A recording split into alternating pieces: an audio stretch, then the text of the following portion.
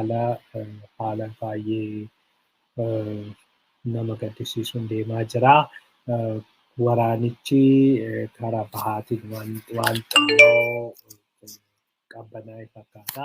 Gara dhiyaatiin garuu baay'ee ho'eetti adeemaa jira jedhamee jira. Warri Tigraay Gondar keessa jiru. Gondar keessatti waraana gaggeessaa jiru. Karaa Gondar saniini iddoo baay'ee qabatanii jiru. Karaa keessattuu Gadaamii Waldubbaa jedhamu saniini karaa saniini iddoo baay'ee qabatanii jiru jedhamee jira. Karaan sun egaa Dabaarqee yoo qabatanii inni suni Humaraa qabachuudhaaf baay'ee murteessaadha jedhameera. Sanaan alas karaa Walqaayit saniini magaala guddittii naannoo san yookiin magaala baay'ee murteessitu adda Ramaxiisana ishii qabachuudhaaf baay'ee tattaafachaa jiru. Inni qabatame ishii qabatanii jennaani waan baay'een inni salphataaf Humaraa qabachuudhaaf jedhamee itti yaadama.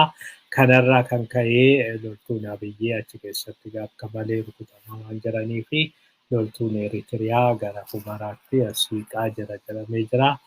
Hajar naannoo Hajaritti achitti galchanii naannoo sanaa to'achuudhaaf tattaafachaa jiru jedhamaa jira. Kanaaf yeroo itti aanu kanatti torban asaanan kanatti waraanni kun gara tokkotti goruun isaan oolu ammaa fi baay'ee kan tattaafachaa jiranii fi amma baay'ee kan hojjechaa jiranii karaa kana bansiisuu fi karaa kana hin bansiistu moo hin bansiistanii karaa kanaan kan qabsoon gaggeeffamaa jiru. Kanumaan jara bira dabarraa sanatti waraanichi egaa akkuma jenneeyyuu fuula jijjiirame malee waraanni hin jijjiiramne waraanni nima jira. Waraanni kun amma karaa qilleensaatiin humna qilleensaatiin kan deemaa jiru. Kanaanii diroonii fi xiyyaaraanii deeggaramanii fi tarkaanfii garaagaraa fudhachaa jiru jedhamaa jira. Kanarraa kan ka'e baqattoonni Eritiriyaa 3 ajjeefamanii jiru jedhamee jira. Kanaanii UN mataa isaatiin har'a ibsa baasee jira. UNnis balaaleffatee jira. Namoonni baay'een biyyattii keessa mirga namaarraa kan yookiin immoo mirga baqattootaa kan hojjetanii baay'ee balaaleffatanii jiru. Mootummaan Itoophiyaa haga ammaa kanaaf waan inni jedhe hin jiru. Kuni garuu implikeeshinii guddaa qaba. Baay'ee egaa UNnis erga balaaleffateen booda yeroo gabaabaa keessatti kunis akka yakkaatti ilaalameetoo tarii akka qabxii tokkotti Abiyyi irratti ta'uu ni danda'a. Kanumaan egaa wanti baay'een akka wanti rakkisaa ta'e baay'een deemaa akka jiranidha kan hubannu. Kanumaan oolmaa Oromiyaatti ceenaa. Oolmaa Oromiyaatiin humni bilisummaa Oromoo injifannoo argatte jedhee jira. Egaa WBO'n injifannoo argatte kan jedhee gara kaaba kibbaatti Soddom Booroo iddoo jedhamutti iddoo Soddom Booroo jedhamutti waraana ta'eenii waraana hamaatu gaggeeffame. Waraana hamaa gaggeeffame kanaanii naannoo loltuu biyyattii hedduu rukutuudhanii kilaashii 62 ol akkasumas bireenii 5 boojuu isaati kan inni dubbate. Sanaan alas waraanni iddoo garaagaraatti gaggeeffamaa jira. Waraanni iddoo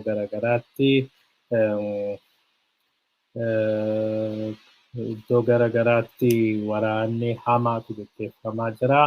Waraanni kun iddoo garaagaraatti gaggeeffamaa jira. Waraanni kun naannoo Gindabarat keessattis gaggeeffamaa jira jedhamee jira. Naannoo Gindabaratitti waraanni amma gaggeeffamaa jiru kanaanii namni baay'een kan miidhamanii jedhamaa jira. Karaa baay'eedhaan akka nutti himanitti kunoo nama baay'ee mana baasanii qabanii fa'aa akka deemaa jiranidha. humni waraana mootummaa jedhanii waboo fi humni waraanaa mootummaa akka malee warra kutaa turanii iddoo itti wal waraanan loltoonni hedduun dhumatanii kanaaf reeffa loltoota kanaa mootummaan fe'ee deeme jedhama. Kophaa akka bakka woboon jiranitti jechuudha. Kophaa seenuu hin barbaannu namoota nu wajjiniin seenaa jennaan namoonni wajjiniin seenuu didanii kanaaf iddoon wanti kun itti ta'e Abuna Gindabaratii fi Gindabarat jala buutanii hordofuun addunyaadhaan nu gabaasa. Mootummaan Itoophiyaa nama maqaan isaa Geetaachoo Dhiinsaa dhufeera. Shufeera ambulaansii kan ta'e akkasumas nama itti aanaa bulchaa aanaa Abuna Gindabarat shakkiin erga qabee hidheen booda mana hidhaatii baasuudhaan ajjeesuun reeffa isaallee dhoksuun maatii fi firoottan isaanii dararamaa hamaa jala jiru. Yaa ilma Oromoo nuuf iyyaa addunyaatti nu beeksisaa jedhee jira. Kuni kan ta'e guyyaa kaleessaati aanaa Abuna Gindabaratii iddoo bakkee Qalaxee jedhamutti. Egaa kanatu jira. Amma akka dhagaa jirrutti bakka baay'eetti rakkoon kun mudachaa jira. Bakka baay'eetti namni baay'een rakkoo baay'een gahaa jira. Rakkoo baay'een uummata addunyaarraa uummata Oromoorra gahaa jira. Kanaaf uummanni addunyaa akka nu beeku jedhanii jiru. Kanumaan oduu itti aanutti dabarra. Oduun itti aanu Ameerikaan Abiyyi mana murtii addunyaatti dhiyeessuu qabdi jedhameera. Har'a gaazexaan Bloomberg akka jedhetti Abiyyi yeroo ammaa kanatti Abiyyi nama Nobel Prize fudhatee garuu yakka waraanaatii fi yakka ilma namaa irratti raawwatame jedhuun himatamuudha deemu yookiin immoo fuulduratti himatamu keessaa isa jalqabaa ta'a jedhee jira. Kanaan Abiyyi durumaayyuu lolaaf qophaa'aa akka ture beekamaadha. Karaa garaagaraatiin lolaaf qophaa'aa ture. Haa ta'u malee lolaaf akka qophaa'aa jiru dogoggorsuudhaaf jecha addunyaa gara Noobilii xiyyeeffate. Kanaaf addunyaan Nobel Prize akka isaa kennitu warri koree kun Nobel Prize nageenya fudhachuudhaaf tattaafachaa ture. Waraanichi iyyuu sanaaf lafarra butamee jedhama.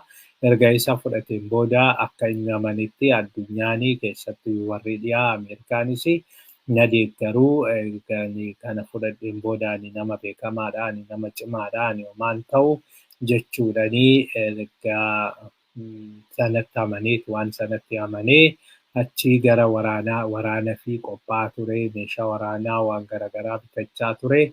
Erga sana godheen booda egaa erga waan hunduyyuu xumuramee fi biyyoota garaagaraa dubbisee hunduma isaaniiyyuu amansiisee karaa ittiin gargaarsa argatu waraanni kun hagamitti akka dhumuu danda'u, waraanni kun akkamitti gaggeeffamuu akka danda'u kana hundumaayyuu erga mari'ataniin booda weeraramni yookiin immoo loltuu keenya irratti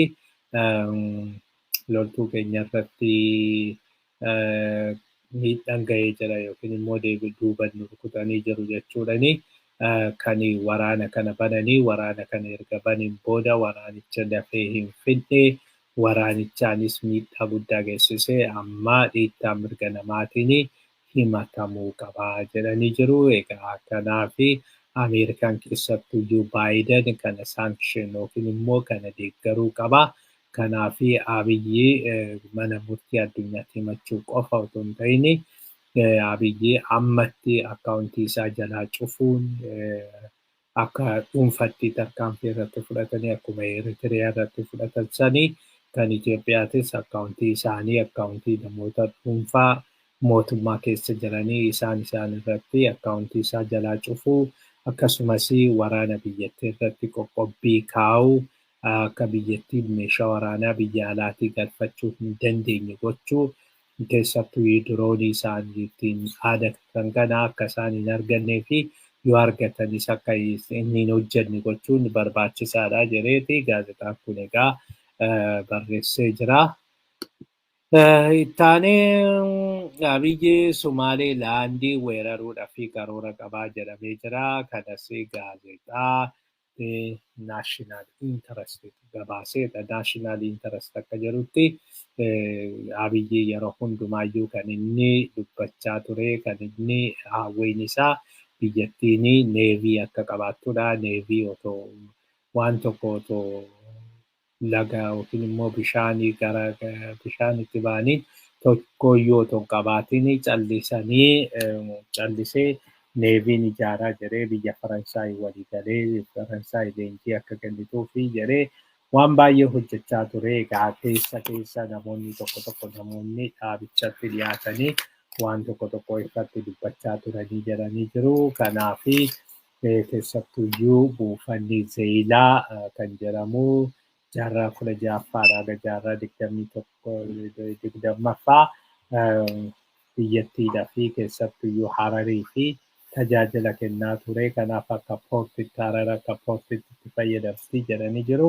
Kanaaf amma lafti kun yookiin poortiin kun nuuf kennamuu qaba jedhanii jiru. Kun immoo Jibuutii fi Sumaaleelaand gidduutti kan argamudha. Sumaaleelaand irratti kan argamu. Egaa kanaafi isaatti weerartee Zeeyilaa qabachuu barbaaddi jedhama. Yeroo baay'ee dhimma galaana diimaa kan qabate humna argataa, humna qabaataa jedhee yeroo baay'ee dubbachaa ture. Egaa kun sanaa fi karaa kan saaquuf jedhamee jira. Jala karaa mijeeffachuudhaaf kana irra deddeebi'ee dubbachaa jiru malee waan biraa miti jedhama. Akkasuma ta'ee egaa Sumaaleelaandii yeroo inni weeraru keessattuyyuu gargaarsa Chaayinaatiin weeraruu danda'a jedhameeti kan dubbatamaa jiru. Chaayinaan iddoo kanatti Chaayinaan Sumaaleelaanditti mufannaa guddaa qabdi. Inni Abiyyis haa ta'uu Isaayyaasii fi warri dikteetarii kun Chaayinaa irratti hirkatanii Chaayinaan fira keenya, Chaayinaan michuu keenya jedhanii Chaayinaa wajjin walitti dhufeenya isaanii cimsachuudha gaafa tattaafatanii Sumaaleelaandiin immoo lakkii nuti dimokiraatawaa nuti biyya dandeenya biyya guddachuu barbaannu kanaafi dhiyaa wajjiniin nu wayya jedhaniiti dhiyaan michuudha.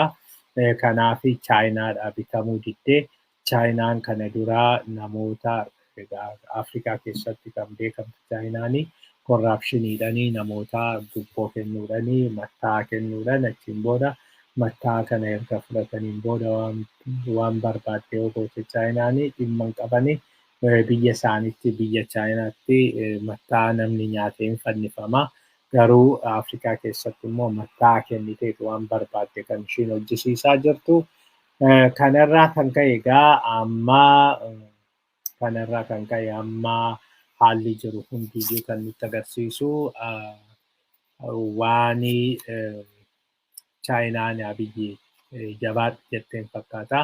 Jabaadhu jechuun kun egaa Sumaaleelaandiin Chaayinaa diduun ishii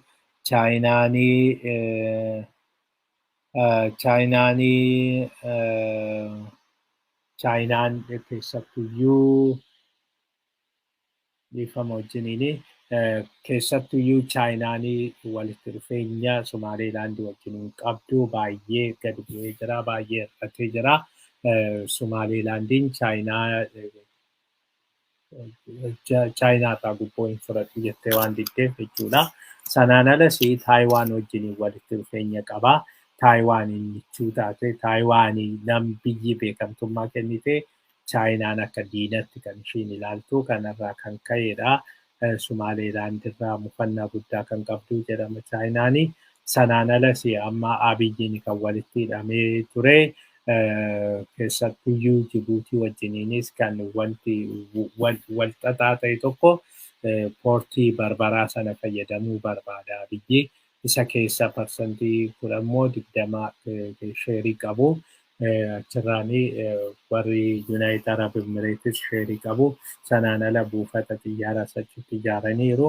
Kun egaa dubbicha baay'ee wal keessa laaqee wal keessa makaa godheera. Kanarraa kan ka'e jedhu yoo waan kana hambisuu kan danda'amu Abiyyi akka Sumaaleelaandii weeraree achiin booda dubbiin baha Afrikaa kuni akka malee gar malee akka hin deemnee fi akka hin banne ammumarraa jalqabee tarkaanfii fudhachuu qaba. Keessattuyyuu Ameerikaanii beekamtummaa kennuufii qabdi Sumaaleelaandiidhaayi. Beekamtummaa gaafa kennitee fi addunyaa guutuun irratti walii galaa yoo humnaan qabatellee kuni lafa isaanii miti lafa Itoophiyaati jedhanii international communitiin dhaabuu danda'a jedhaniiti dubbachaa jiru.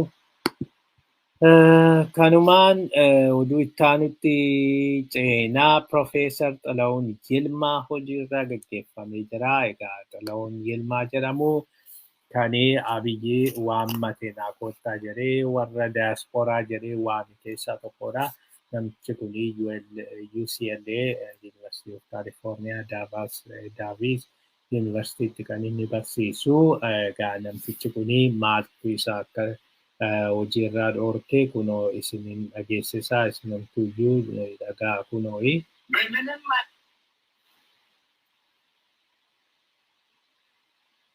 አሁን ምን ማድረግ አለን?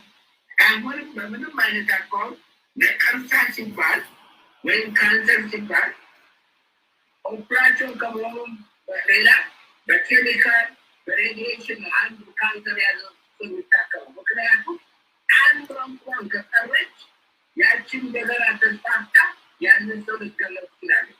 ስለዚህ ይሄ ወያኔ ካንሰር ነው፣ ነቀርሳ ነው። በምንም አይነት አቋም በዘዴ አሳም መብላት በብልሃት ይላል ያገሬ ሕዝብ። በዘዴ አንድ ወያኔ ሳይቀር ምንጥር አድርገን የምናጠፋበትን ፕሮግራም ማካሄድ አለብን። አሁን ምን ማድረግ አለብን? አሁን በምንም አይነት አቋም ነቀርሳ ሲባል ወይም ካንሰር ሲባል ኦፕራሲዮን ከመሆኑም ሌላ በኬሚካል በሬዲዬሽን አንዱ ካንሰር ያለው የሚታከመው ምክንያቱም አንዷ እንኳን ከቀረች ያችን ነገር ተስፋፍታ ያንን ሰው ልትገለጽ ትችላለች። ስለዚህ ይሄ ወያኔ ካንሰር ነው፣ ነቀርሳ ነው። በምንም አይነት አቋሞች በዘዴ አሳም መብላት በብልሃት ይላል ያገሬ ሕዝብ። በዘዴ አንድ ወያኔ ሳይቀር ምንጥር አድርገን የምናጠፋበትን ፕሮግራም ማካሄድ አለብን።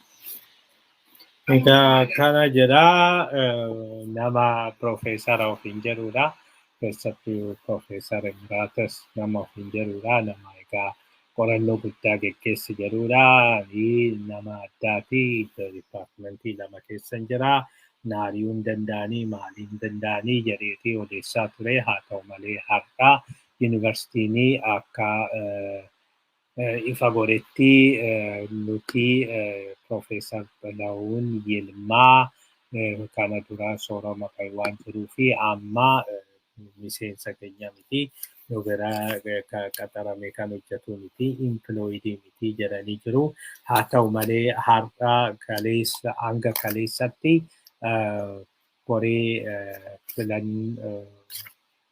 koree kwaalitii ashuraansii keessa ture. Yuunivarsiitii sanaayi har'a achirraa kaasanii jiru. Har'a achirraa kaasanii ammaan achi waan tokko yuunivarsiitii keenya maqaas balleessuu hin qabu. Nuni walitti dhufeenya ammaan achi qabnu hin jiru. Inni impilooyii keenya miti. Nuufin barreessina. Nuyi ilaalinaa jiree jira. Kanaafi amma achi baheera jechuudha. Egaa Abiyyiif jedhee waan hin taane dubbatee dhumni isaa akkas ta'ee Abiyyis kanarra kan isa oolchuu miti. Innis waan kanarraa argatu jira natti fakkaatu. Yoo dhugumaa kana dura sooroma bahee jiraate Profeesara waan ta'eef mindaasaa guutuudhaan bahuu danda'a. Yoo akkas ta'uu baate garuu baay'ee miidhamuu danda'a. Wantichi immoo akka fakkaatutti egaa haga kaleessaa kwaalitii ashuraansii irra jiraate akka jedhamu kana dura sooroma bahee otoo hin ta'in ammumaa waa'ee yookiin geggeessuu danda'u jedhameeti dubbatama. Gama biraatiin koomishiniin federeeshinii jigsuudhaan dhaabbatee umuriin naafaa dheeratu jedhee jira.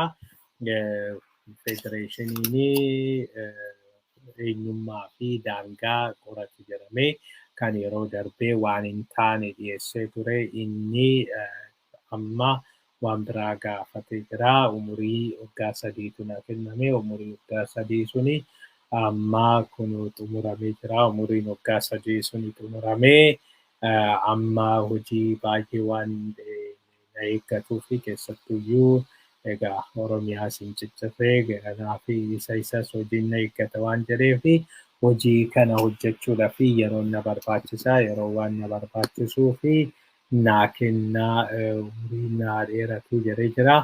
Umuriin egaa hagamiin akka dheeratuuf hin beeknu.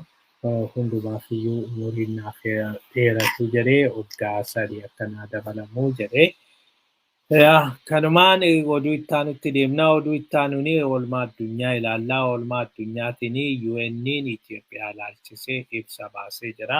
UN'n Itoophiyaa ilaalchisee ibsa baaseen gargaarsi kaabatti jiru gargaarsi Tigraayiif deemuu qabu haga ammaa hin deemne kuni rakkoo guddaa uumee jira.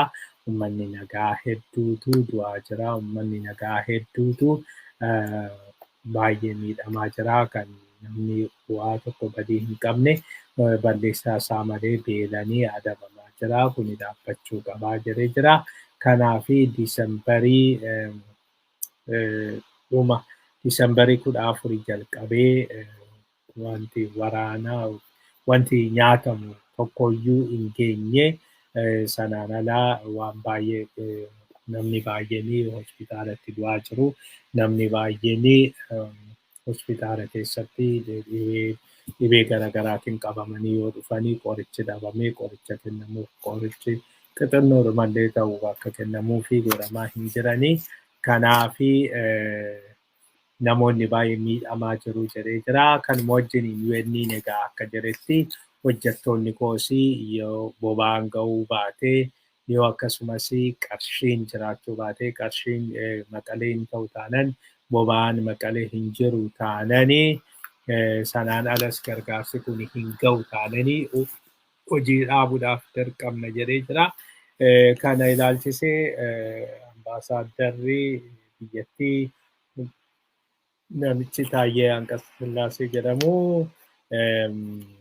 yeroo konkolaataan hedduun kumaatamaanii achi galee achiin booda warri Tigraay fudhatu yommuu naannoo Amaaratti isaaniifatti weerara gaggeessanii fi waan garaagaraa godhanii waan tokkoyyuu hin dubbanne waan tokkoyyuu hin dabarsine UN'n amma immoo deebisee UN'n kana jechuun isaa maalinni jedhee gaafii gaafateera. Hundumaafiyyuu egaa kan jiru kanatu jira. Gama biraatiin paarlaamaan Ingilizii waa'ee Itoophiyaa mari'atee jira.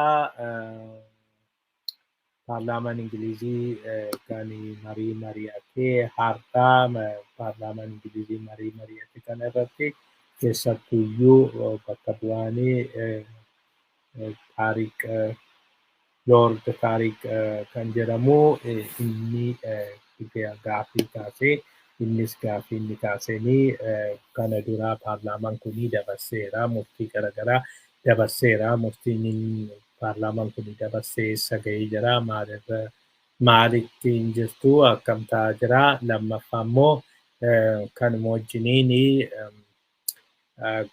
warri Tigraay amma biyya Arabaatii gaafa deebi'anii warra biyya Arabaatii deebi'an kana badii tokko otoo hin qabaatin badii qabdu jedhanii akka jedhanii hidhanii jiru. Inni kuni maaliif ta'ee kuni kanaaf this is the worst catastrophic kan inni dubbate. Kanaaf egaa paarlaamaan Ingilizii maal akka murteessu gana wajjiniin iyyuu ilaallaa garuu ammaa fi paarlaamaan Ingiliziis marii gochuu isaatii kan nageenye.